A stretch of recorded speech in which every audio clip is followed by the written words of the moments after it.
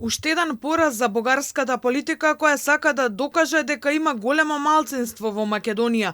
327 гласа за седмите поред избори кај источниот сосед или 11 пати помалку од малцинството кое се декларираше како бугарско на последниот попис.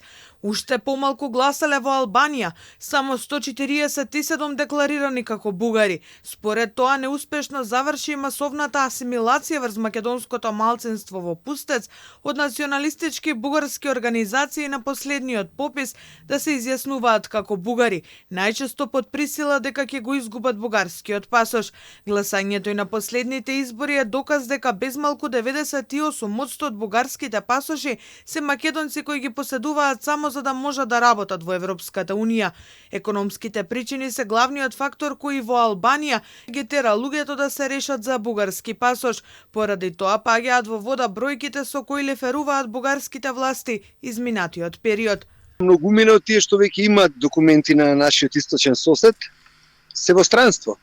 А и тие што имаат овде документи и живеат во државата не се бог знае колку заинтересирани околу политичката сцена, вклучувајќи го и самото население во државата Бугарија, како што можете да видите на избори кај ни излегуваат, ако не грешам, 34%. Лани за гласање на изборите во Бугарија се пријавија 169, што беше рекордно најмала бројка на гласачи од Македонија, во споредба пак со претходните два изборни циклуси.